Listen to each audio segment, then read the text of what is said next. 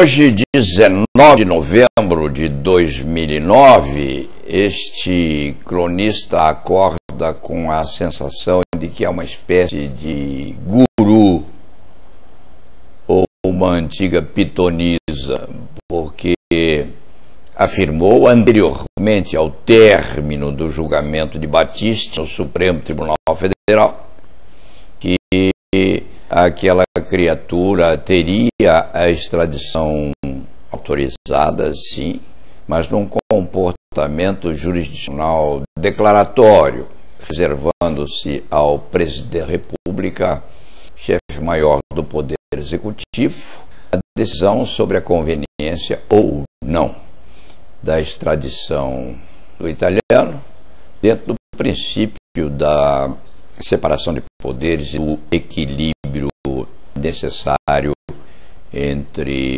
os três poderes da República, convindo notar que o presidente do Supremo Tribunal Federal, o ministro Gilmar Mendes, teve um esforço extraordinário para acentuar que a decisão do Supremo seria de natureza impositiva.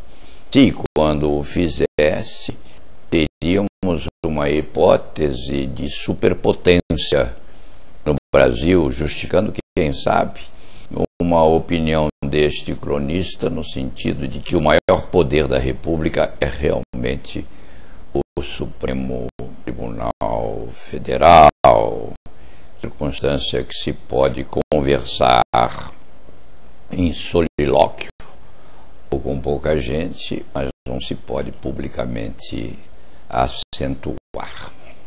Tem-se, portanto, o Supremo Tribunal Federal deixa ao presidente da República uma batata quente.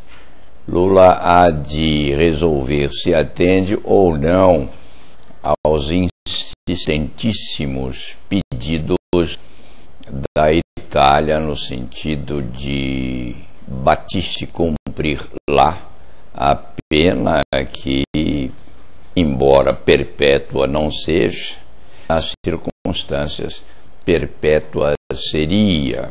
Dogmaticamente não haveria perpetuidade. Praticamente a pena seria pela vida inteira do italiano que fugiu para a França em primeiro lugar e depois veio bater no Brasil.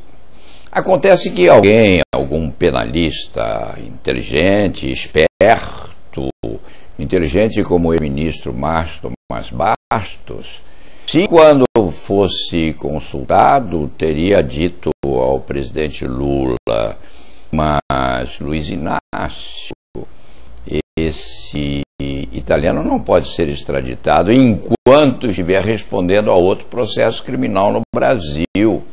Recorde-se que Battisti, ao entrar aqui na nossa pátria, o teria feito em tese com documentos falsos, quiçá passaporte, denominação extravagante, a esconder seu patronímico original, e há um processo criminal em andamento na Justiça Federal, inclusive, no sentido de apurar essa infração em tese concretizada.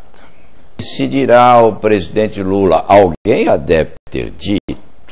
Obviamente, Marcito não é mais ministro. Mas se consultado for, dirá a Lula: mas, presidente, o que faremos com esse processo criminal que o Brasil move a Battisti, que teria inclusive determinado a imposição de uma prisão cautelar ao italiano fugido da pátria mãe?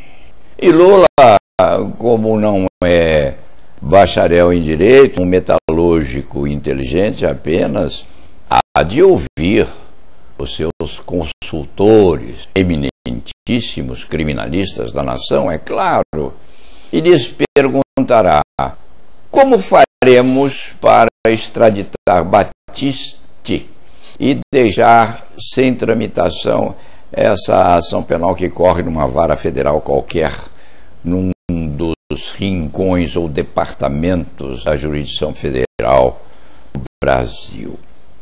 Alguém dirá a ele que é necessário, é preciso, é indispensável examinar se a jurisprudência adequada, e se quando não houver jurisprudência correspondente à extradição, que se procure talvez analogia nos processos de expulsão.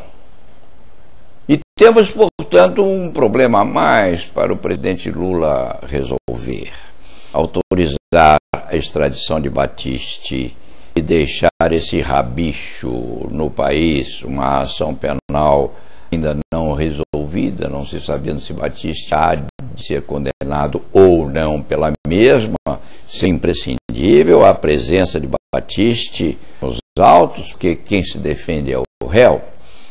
O advogado é pura e simplesmente o seu preposto, o seu núncio apostólico, como um eminente processualista penal alienígena já afirmou.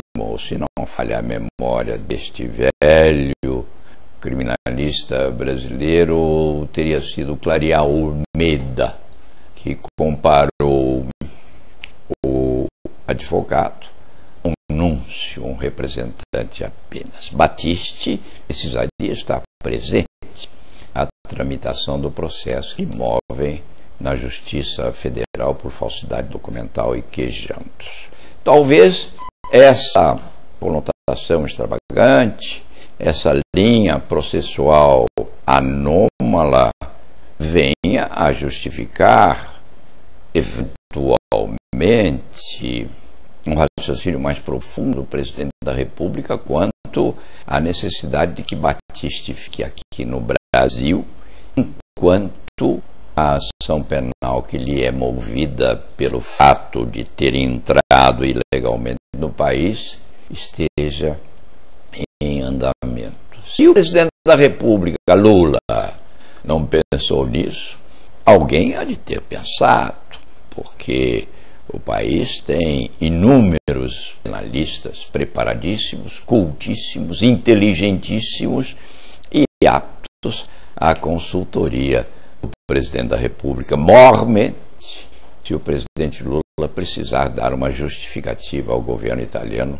para não remeter Battisti àquelas plagas e à Roma dos Césares, para ser posto na arena frente aos leões e bichos afins. Quanto ao mais, este advogado nem fica satisfeito por ter previsto a decisão do Supremo Tribunal Federal. Como se diz na gíria, estava na cara.